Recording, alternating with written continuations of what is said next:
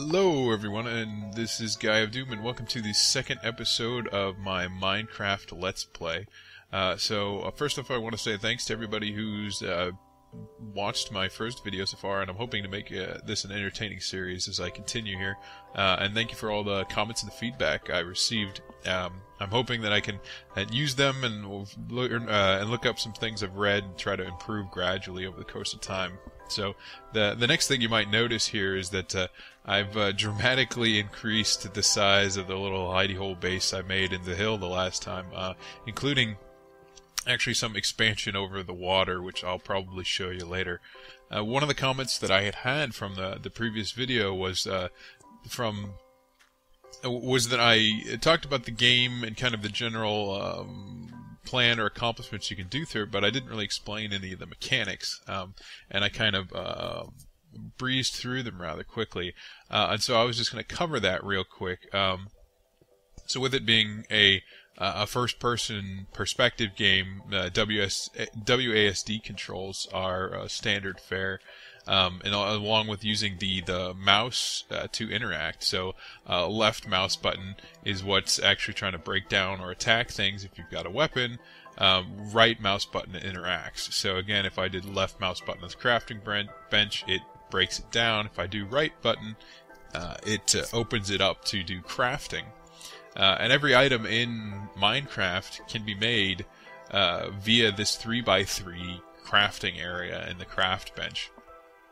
And there are various patterns for that, and I'll just go ahead and link the Minecraft crafting wiki in the video description instead of showing everything in here. And you guys saw how I built some things last week as well. If you go to your inventory, which the default button for that is E, you'll see we'll have a much smaller 2x2 crafting area, and that lets you build some basic things like torches, crafting bench, things you need in an emergency.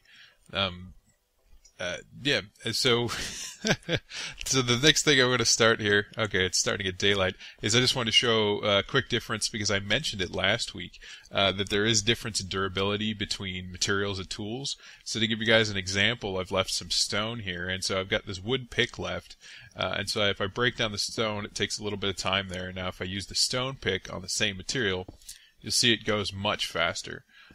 So there is a difference in how quickly the tools are able to break down various materials, and there's also a difference in durability, how many uses you get out of it before that tool breaks down.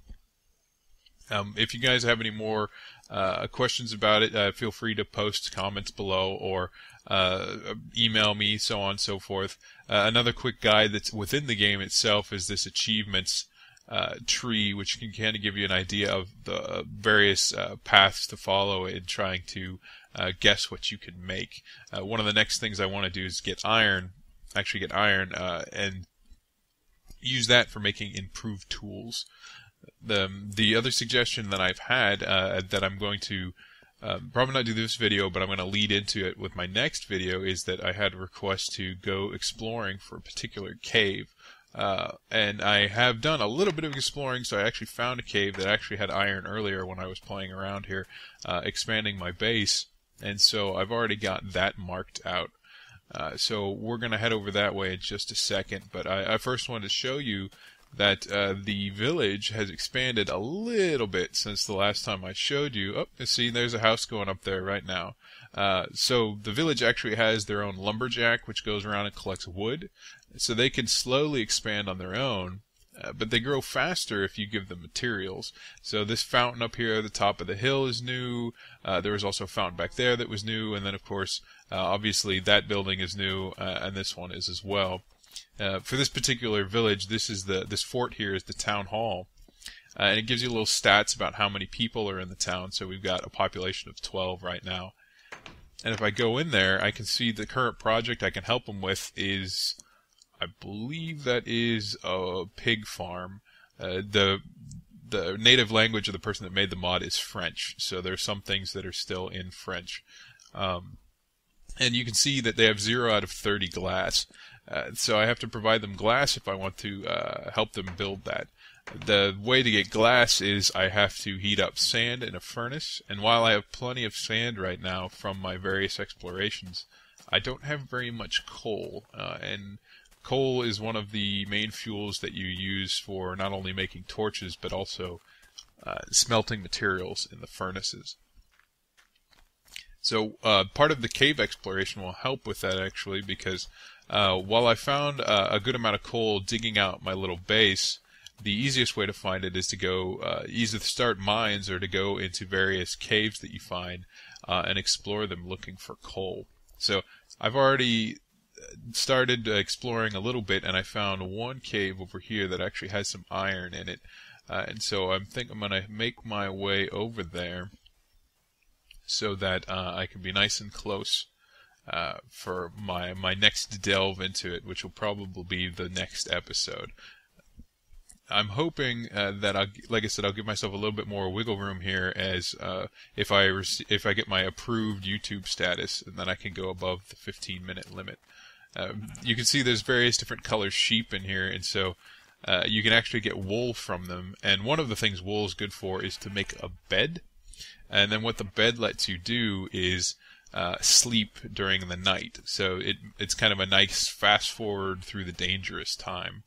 But one thing I did find, which I didn't collect because I wanted to show them, was these rare objects here, which are pumpkins.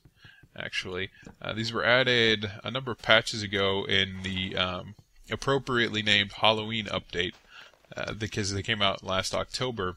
And as you can see, they've got little jack-o'-lantern faces on them, and you can actually wear them as a helmet and see how it affects your vision. But seeing as how it can be a little dangerous with mobs, I'll just go ahead and take that off for now. Alright, so here's the cave I found earlier. And I went ahead and I marked it with some torches to make sure I could find it. And what you can see is it's a pit that goes straight down, and then there's an extra little cave area in there. So what I'm going to go ahead and do right now to get set up here is I'm going to start digging myself a staircase down here so I don't fall and take a whole lot of damage. Because what you can see right now is that I only have 4.5 hearts, which for those of you that have played Minecraft before, you know is a little lower than what you normally start with. You normally start with 10 hearts, but one of the mods in this particular package of mods that I'm using makes the game a little harder and gives a little bit more incentive to explore because it uses a Zelda life jar or heart jar system. So if I go out and I find the Minecraft dungeons that are spread throughout the world, there's actually little heart containers in them and they can increase my life. So I'll probably get a little bit more adventurous finding mobs and fighting at night once I get my health up a little bit. But for right now, 5 hearts does not last very long at all. And so we're going to be rather cautious until I get a few more heart containers. And so the thing to keep in mind here is that anytime there's not light, something could spawn down here. And I think there actually may be a mob, but for right now I'm going to collect the iron ore here. And what you also may notice is that this is iron, which has kind of got this yellowish orange tint to it, and coal is very similar with the same sporadic coloring in it, except for it is of course black. And now it's starting to rain, so we're going to go into the cave here a little bit for shelter. And I'm cautiously laying down torches because I don't want anything spawning behind me in the dark.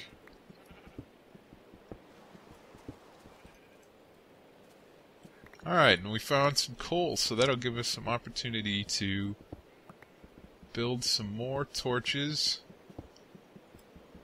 And it looks like that's the end of the cave. So, the first attempt at cave exploration kind of ended a little prematurely. So what I'm going to do here is I'm going to finish collecting these resources and then head back to my base, and then I will see you guys on the next episode. Thanks for watching.